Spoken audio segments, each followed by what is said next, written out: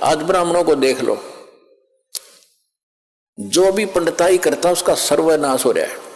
जो भी ब्राह्मणपना करता लास्ट में ब्राह्मणटी होगी इसकी ये हमने खूब देखा हुआ। ब्राह्मण मतलब ये नहीं कोई जाति कास्ट ब्राह्मण नहीं है, क्योंकि हमने ज्ञान से उठना ऊपर।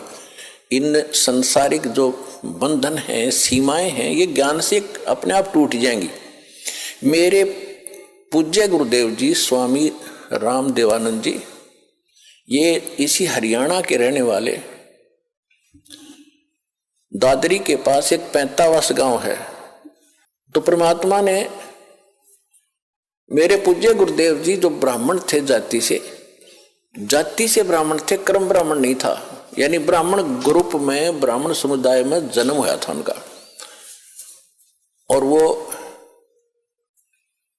अपना खेती थी, किसानी करते थे उनके माता पिता, और उनके भी जमीन थी 5-4 किले एकड़ जमीन उनके हिस्से में। उसके पिताजी के पास तो काफी जमीन थी, तो खुद पाली जाते थे।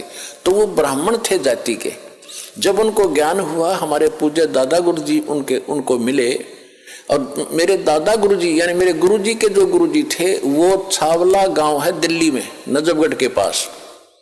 उस छावला गांव के वो जाट थे, और उन्होंने फिर काशी विद्यापीठ में, उसके बाद फिर ये हल्की हो गई थी। मतलब जैसे हमारे गुरुजी जो थे, हमारे दादा गुरुजी जाट थे, और हमारे दादा गुरुजी के जो गुरुजी थे वो भी ब्राह्मण थे।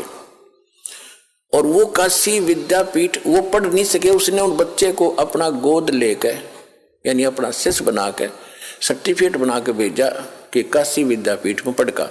तो हमारे दादा गुरुजी थे वो काशी विद्यापीठ में 4 विषय के आचार्य बन गए।